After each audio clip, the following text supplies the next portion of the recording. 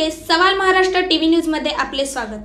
आपण पाहतात सवाल महाराष्ट्राचा, तुमचा आमचा सर्वसामान्य जनतेचा सवाल।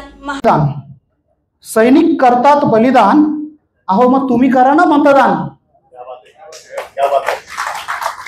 आणि हेच एक स्लोगन घेऊन आपण समाजामध्ये जाणार आहोत। आपण सगळेजण आज इथून एक संकल्प करून जाणार आहोत की मी माझ्या समाजासाठी काहीतरी करेन, मी माझी एक स्वतःची राष्ट्रीय कर्तव्यपूर्ती पूर्ण करेनच, पण ती करताना मी माझ्याबरोबर इतरांनाही प्रोत्साहित करेन। आणि हेच आपल्याला आज करायचं आहे। सो तुमच्या समोर मी डायरेक्ट आता सादर करतोय, चहाचा मस्त आनंद घ्या, कुणीही डिस्टर्ब होऊ नका किंवा कुणीही याच्यामध्ये हे करू नका। ज्यांना शूट करायचं ते शूट करू शकतात, no copyright offence and nothing. ज्यांना कंटाळा आला असेल त्यांनी बाहेर जायला हरकत नाही, कुठलंही बंधन नाही।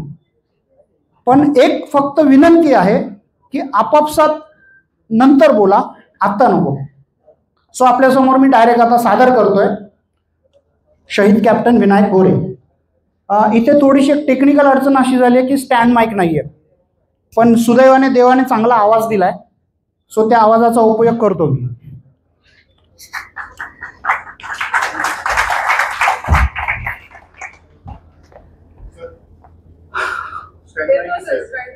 छोटा बाळा तो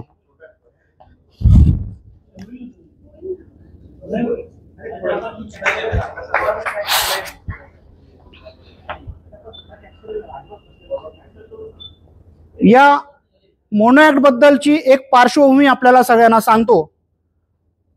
मित्रा चहा आहे ना? हा, आवाज गेला म्हणजे चहा नकोय, आवाज बघतोय।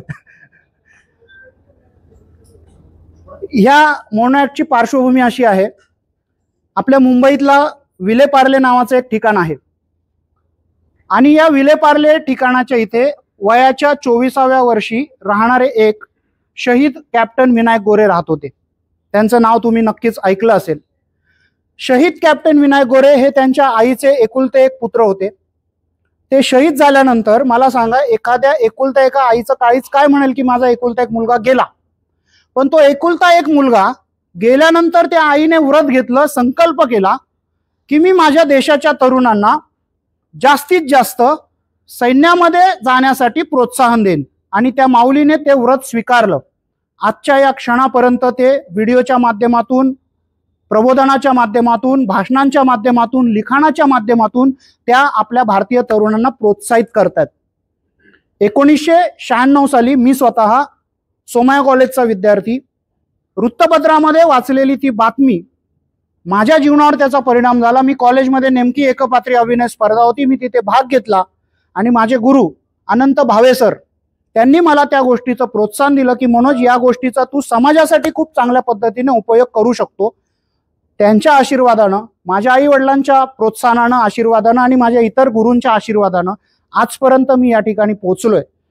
अवयवदान, रक्तदान, सैन्याचा आदर करा, आई वडिलांची काळजी घ्या, आपल्या गुरुजनांना विसरू नका, अशा 4-5 गोष्टी घेऊन मी तो मोनो ऍक्ट वेगवेगळ्या पद्धतीनं सादर करतो। आणि मगाशी जसं म्हटलं की त्याचे 4,500 माझे प्रयोग पूर्ण झालेत। आज मला ही संधी मिळाली की मी तुमच्या समोर तो मोनो ऍक्ट करतोय। सो मी स्टार्ट करतो। थँक्यू।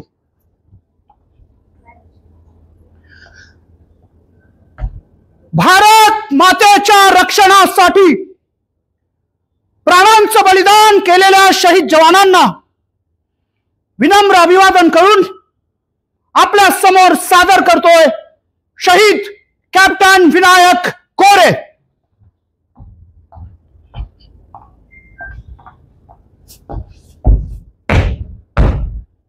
जय Hind sir. Captain Vinayak Gore reporting sir. Relax captain, relax. Captain, तुम्हें पता ही होगा कि देश के दुश्मनों ने हमारी भारत मां के ऊपर बुरी नजर डालने की जरूरत की है। कैप्टन, आज वो दिन आ गया है कि उनको करारा जवाब देना है। इस ऑपरेशन के लिए मैंने आपके कंपनी को चुना है। So go ahead captain, I wish you all the best. Jai Hind sir. Sir, मैं आपसे वादा करता हूं, मैं और मेरी कंपनी पूरी जी जान लगाकर हमारी भारत मां की रक्षा करेंगे। जय हिंद सर।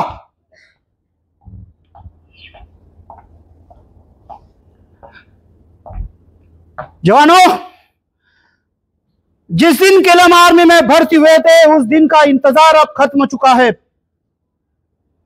हमारी भारत मां के ऊपर बुरी नजर डालने की दुश्मनों ने जरूरत की है और आज वो दिन आ गया है कि उनको करारा जवाब देना है। तो बोलो, सब लोग तैयार है? तैयार हो तो बोलो मेरे साथ, भारत माता की, भारत माता की, भारत माता की।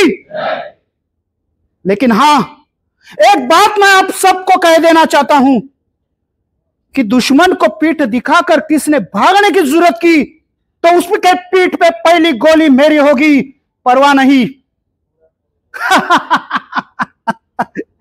लेकिन नहीं, हमारी भारत मां के सुपूत इतने बुज़दिल नहीं है कि दुश्मन को पीठ दिखाकर भागेंगे। वो तो अपने सीने पे गोली खाते हैं, सीने पे गोली खाते हैं। तो जवानों, तैयार हो जाओ। जैसे मैं कहूं हमला, टूट पड़ो, एक एक पार चुन चुन के उस दुश्मन को खत्म करो। Come on, take the position. John, Satbir, Akram, take the position. जैसे मैं कहूं हमला, टूट पड़ो। Come on, position.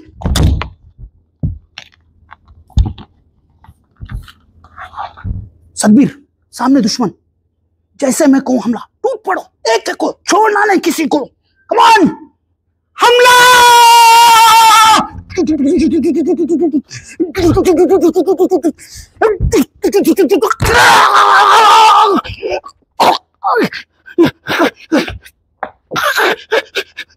सतबीर,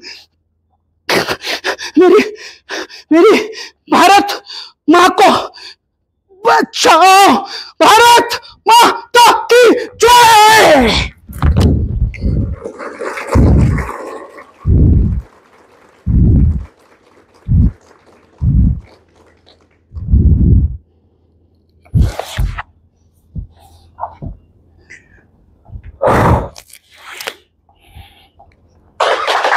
नमस्कार।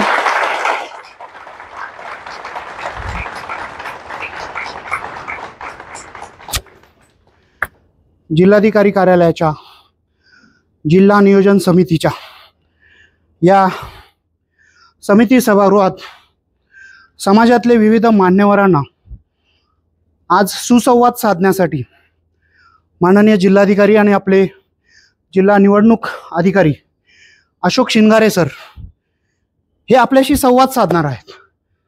विषय आहे मतदानाचा।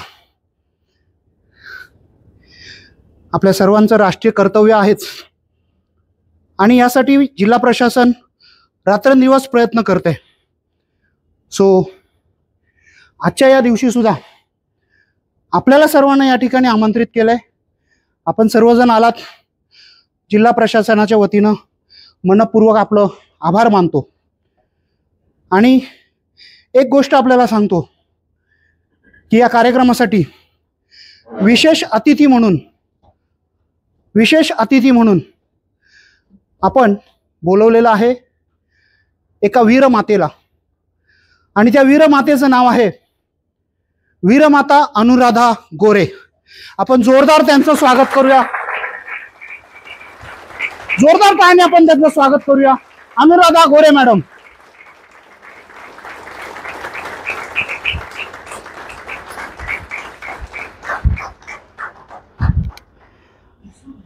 आई, ठाणे जिल्हा प्रशासनाच्या वतीनं आणि ठाणे जिल्ह्यातील सर्व मान्यवर या ठिकाणी उपस्थित आहेत, यांच्या वतीनं आई मी तुमचं या ठिकाणी स्वागत करतो एक वीरमाता म्हणून। आपल्या सर्वांच्या वतीनं मी आईचं स्वागत केलेलं आहे आणि आईला आता विनंती करतो की तिने 2 शब्द आपल्याशी संवाद साधावा। अनुराधा गोरे मॅडम। नमस्कार।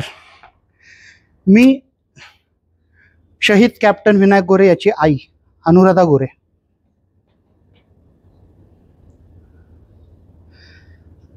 काय सांगू मी,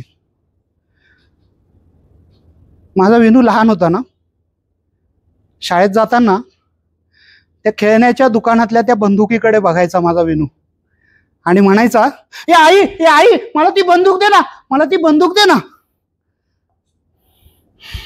मी त्याला विचारायचे, बाळा ही बंदूक घेऊन काय करशील रे? तर म्हणायचा कसा, आई आई मी ती बंदूक घेणार आणि आपल्या देशाच्या शत्रूला ठो ठो ठो.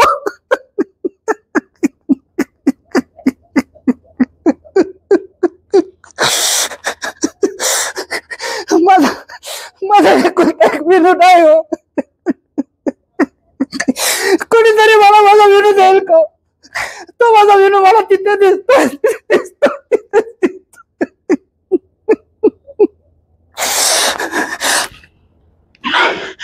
नाही, मला रडून कसं चालेल? मी एक वीरमाता आहे ना, मला रडून नाही चालणार.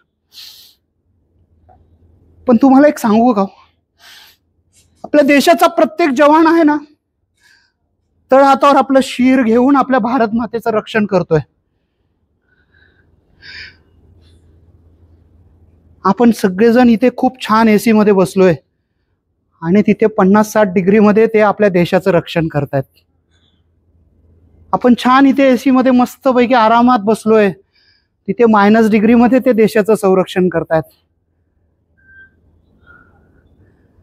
त्यांना सांगावं नाही लागत हो की देशासाठी हे करा, देशासाठी ते करा, देशासाठी हे करा, देशासाठी ते करा. Self motivation. मला माझ्या राष्ट्रासाठी काहीतरी करायचंय, मला माझ्या देशासाठी काहीतरी करायचंय, ही जाज्वल्य देशभक्ती आपल्या मनामध्ये घेऊन, रोमामध्ये घेऊन ते स्वतःच्या प्राणांचं बलिदान देत आहेत.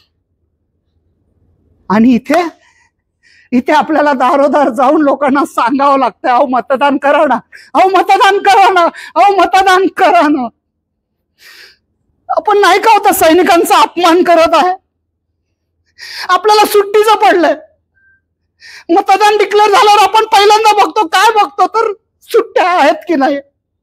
लगेच आपला सहलीचा प्लॅन, ट्रिपचा प्लॅन, बाहेर जायचा प्लॅन, झोपायचा प्लॅन, पिक्चरचा प्लॅन. एकदाही आठवत नाही का होतो सैनिक तुम्हाला? एक आई म्हणून मी माझा एकुलता एक मुलगा गमावलाय म्हणणार नाही. मी माझा एकुलता एक मुलगा या देशासाठी अर्पण केलाय. पुढच्या जन्मात मला तोच मुलगा मिळू द्या, मी पुन्हा देशासाठी माझा मुलगा अर्पण करीन, नक्कीच करीन. मग निदान आपण एक तर करू शकतो ना हो. अहो ते सैनिक तिथे करतायत बलिदान, आपण निदान करूया मतदान. बोला सगळ्यांनी माझ्या मागे, तिथे सैनिक करतायत बलिदान. मोठ्याने अजून, तिथे सैनिक करतायत बलिदान. मग आपण करूया ना मतदान. अजून मोठ्याने बोलूया, मग आपण करूया ना मतदान. आपण करूया ना मतदान. आपण करूया ना मतदान. एक आई म्हणून मी तुमच्या सोबत कायम आहे. माझा आशीर्वाद आहे, तुमच्या हातून नेहमी या देशासाठी, समाजासाठी उत्तम कार्य घडत राहो. आणि माझा विनू बघतोय तिथून, विनू तू काळजी करू नकोस. या ठाणे जिल्ह्यामध्ये खूप चांगले लोक आहेत, खूप चांगले अधिकारी आहेत, खूप चांगले कर्मचारी आहेत. तुझं बलिदान व्यर्थ नाही जाणार विनू, तुझं बलिदान व्यर्थ नाही जाणार. आम्ही सगळेजण संकल्प करतो आज की आम्ही बलिदान तर नाही करू शकत आहे, निदान मतदान तरी नक्की करू आणि नक्कीच करू. या माऊलीचे 2 शब्द आपण ऐकून घेतले. मी तुमची खूप आभारी आहे. माझे खूप आशीर्वाद आहेत तुम्हाला, तुमच्या मुलाबाळांना. या देशाचं नाव, समाजाचं, या ठाणे जिल्ह्याचं नाव खूप मोठं होईल. खूप खूप आशीर्वाद.